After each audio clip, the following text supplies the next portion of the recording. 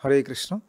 তো এই দুর্গাপূজা মহোৎসব উপলক্ষে তো আমরা দেখো কিভাবে পরম শ্রেষ্ঠ বৈষ্ণব শিব ঠাকুর এবং শ্রেষ্ঠ বৈষ্ণবী শ্রী শ্রী শিব ঠাকুরের অর্ধাঙ্গিনী মা দুর্গার এবং উনার ফ্যামিলি বা পরিবার থেকে একটি সুন্দর শিক্ষা আমরা দেখব।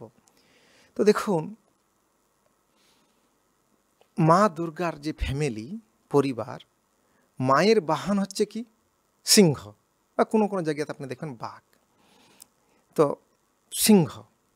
আচ্ছা, ওনার যে প্রভু পতি শিব ঠাকুরের বাহন কি? শিব ঠাকুরের বাহন হচ্ছে বৃষভ বা ষাঁড়। তো দেখুন, সিংহ আর এখানে থাকলো ষাঁড়, এ পরস্পর খাদ্য খাদক সম্পর্ক। আচ্ছা, কার্তিকেয়র বাহন হচ্ছে ময়ূর, এবং গণেশের বাহন হচ্ছে ইন্দুর। আবার শিব ঠাকুরের গলায় দেখুন সাপ। আপনি জেনে থাকবেন যে সর্প আর ইন্দুর পরস্পর শত্রু। তো এইভাবে আপনি সম্পূর্ণ পরিবেশ দেখুন, আপাতত মনে হচ্ছে প্রতিকূল, কিন্তু প্রতিকূল হলেও কিন্তু একত্রে সহাবস্থান করছেন। কিভাবে? কারণ হচ্ছে যে সবাই ওনাদের পরিবারের কেন্দ্রে আছে ভগবান শ্রীকৃষ্ণ। যেহেতু ভগবান শ্রীকৃষ্ণ কেন্দ্রে আছে, তাই তারা একত্রে খুব সুন্দরভাবে অবস্থান করছেন। নিজেদের ভিতরে কোনো কলি ঝগড়া ঝাঁটি নাই, সুন্দর সবাই মিলে হরিভজন করছেন, এবং সবাই কৃষ্ণ ভক্ত, এবং সবাই কৃষ্ণকে হৃদয় থেকে ভালোবাসে। তো এত ভালোবাসে আপনারা জেনে থাকবেন, কৃষ্ণ প্রেমে মানে শিব ঠাকুরের শরীরে বসনও থাকে না, এত কৃষ্ণ প্রেমে মগ্ন। তো শ্রী শুকদেব গোস্বামী বলছেন যে উনি হচ্ছে কি বৈষ্ণবানাং যথাসম্ভু, মানে যদি সর্বশ্রেষ্ঠ বৈষ্ণবদের ভিতরে সর্বশ্রেষ্ঠ হচ্ছে শিব ঠাকুর। তো এখানে সুন্দর শিক্ষা কি, ওই জন্য ওনারা কি আছে দেখুন, একত্র মানে যাতে জয়েন্ট ফ্যামিলি বা একত্রভাবে আছে। কিন্তু আমরা দেখতে পাই বর্তমান সমাজে ধীরে ধীরে যে জয়েন্ট ফ্যামিলি তো দূরের কথা, এখন জয়েন্ট ফ্যামিলি মানে কি, সে শহরে একটা ফ্ল্যাটে স্বামী আর স্ত্রী, এইটা হয়েছে জয়েন্ট ফ্যামিলি। এইটাই ওনারা গর্ব অনুভব করে, আমার জয়েন্ট ফ্যামিলি আছে, এইটুকুই জয়েন্ট ফ্যামিলি। কিন্তু আসলে যে বৈদিক যে পরিবার সবাই একত্রভাবে ছিল, যার ফলে কি হতো, শিশু ওই যে পরিবারে আসবে সবার কাছ থেকে খুব সুন্দরভাবে গাইড পেতে পেতে খুব আদর্শ কৃষ্ণ ভক্ত রূপে নিজেকে গড়ে তুলত।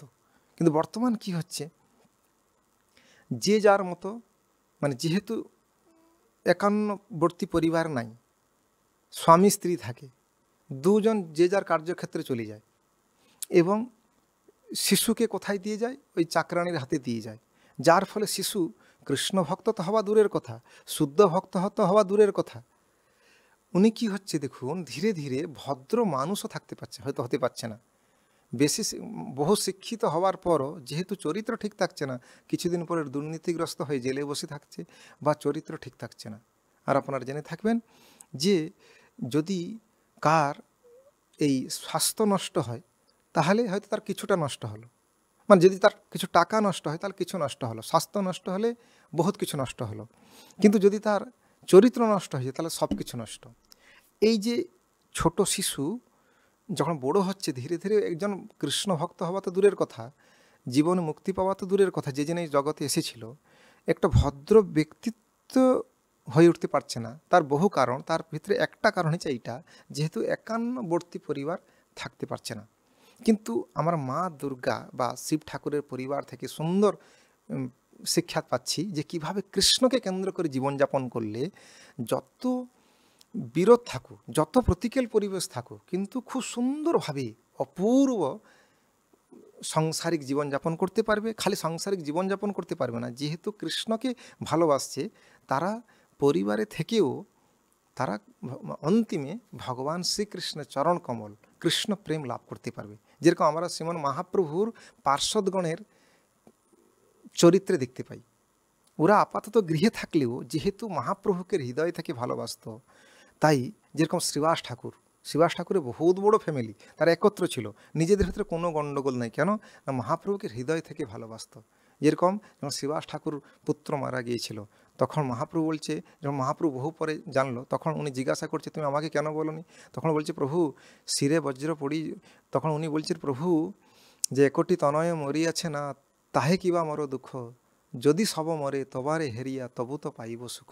প্রভু আমার একটা পুত্র মরে গেছে, কি দুঃখ আছে, যদি সব মরে যায় তথাপি আপনাকে, আপনার সেবা করে, আপনার সেবানন্দে, আপনাকে আমি ভালোবাসি, আপনার সেবা করে আমি অপরাকিত আনন্দে মগ্ন থাকবো। মানে ভগবানকে কতটা ভালোবাসলে উনি এ কথা বলতে পারে, আমরা দেখতে পাচ্ছি। এটা হচ্ছে গুরুত্বপূর্ণ জিনিস। এই জন্যে আমরা দেখতে পাচ্ছি, যেহেতু মানে এই আমি এটা বলার উদ্দেশ্য হচ্ছে, যেহেতু এই দুর্গা উৎসব চলছেন, এটা হচ্ছে কি সনাতন হিন্দু ধর্মের এক, আপনি বলতে পারেন অন্যতম একটা বড় উৎসব। এখান থেকে আমরা অ্যাটলিস্ট এইটা শিক্ষা নিতে পারবো, আমরা যে যেখানে থাকি, মানে আমরা ভগবান শ্রীকৃষ্ণকে, যেরকম মা দুর্গা উনা ভগবানকে হৃদয় থেকে ভালোবাসে, মা দুর্গাকে যে মানে ভগবানের প্রসাদ নিবেদন করে উনি সুখী হয়, এবং ভগবানের হয়তো দেখা গেল প্রসাদী মালা দিল, ফুল দিল, ভগবান খুব খুশি হয়। হ্যাঁ, তো ঠিক সেইভাবে শিব ঠাকুর ভগবানকে প্রাণ থেকে ভালোবাসে। আমরা জানি সবাই, যেরকম গণেশ, উনি তো ভগবানের মহান ভক্ত, সবাই গণেশকে বলে বিঘ্ন বিনাশক, কিন্তু কেউ জানে না উনি যে ভগবান শ্রীকৃষ্ণের প্রকাশ, ভগবান নৃসিংহদেবের কৃপাপ্রাপ্ত। যেহেতু ভগবান নৃসিংহদেব যে সর্ববাধা বিঘ্ন বিনাশক, উনি যেহেতু উনার ভক্ত, উনার কৃপাপ্রাপ্ত, তাই উনার সেবা করলে বাধা বিঘ্ন বিনাশক হয়। এটা কেউ জানে না। যা হোক, অ্যাকচুয়ালি উনার ফ্যামিলিতে সবাই ভগবানকে ভালোবাসে, তাই উনার ফ্যামিলিতে কোনো গণ্ডগোল নাই।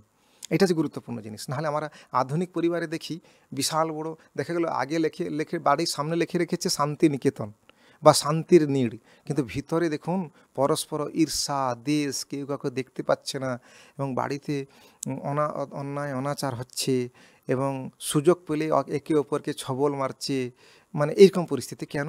যেহেতু এখানে কৃষ্ণ ভক্তির কোনো কিছু নাই। টিভি খুলছে প্রজল্প চলছে, মানে মোবাইল খুলছে প্রজল্প দেখছে, সারাদিন হরিনাম নাই, হরি ভক্তি নাই, হরির জন্য কোনো কিছু নাই। এই জন্য যেহেতু কৃষ্ণকে কেন্দ্র করে জীবনযাপন করছে না, তাই এত অশান্তি। আর শান্তির নীড় রেখেছে ঠিক, কিন্তু বাড়িতে কি চলছে? আগুন জ্বলছে।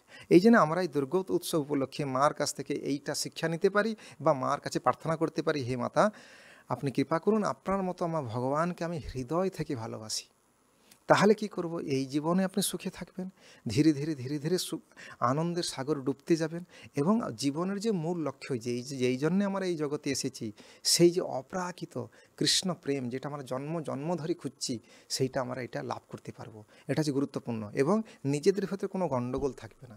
বহু সময় দেখা যায় বাড়িতে বিশাল বড় গণ্ডগোল, মহাভারত লেগে গেছে। কেন না? আজকে সবজিতে লবণ কম দিয়েছে, এইটাকে ইস্যু করে বিশাল গণ্ডগোল লাগতে লাগতে বাড়িতে মহাভারত চলছে, পাড়া প্রতিবেশী উঠে এসেছে ছোট একটা ঘটনা থেকে। কেন? এর মূল কারণ হচ্ছে কি, জীবনের যে মূল লক্ষ্য, এইটা আমরা জানি না। আমাদের পরিস্থিতি কীরকম হয়ে যায়, একজন লোক খুব স্পিডে গাড়ি চালাচ্ছে, তাকে ট্রাফিক দাঁড়িয়ে বলছে এত স্পিডে গাড়ি চালাচ্ছ, কোথায় যাবে? বলছে দাঁড়ান, কোথায় যাব তো বলতে পারছি না, আমি একটু চিন্তা করে বলছি।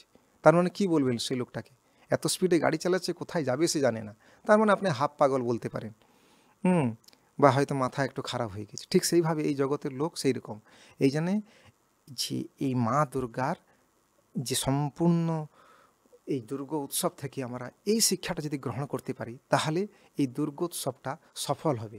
না হলে একটা উৎসব মনে করে জাস্ট আনন্দ নিচ্ছি, সে আনন্দ থাকবে না, সেটা পরবর্তীকালে দুঃখে পর্যবসিত হয়ে যাবে।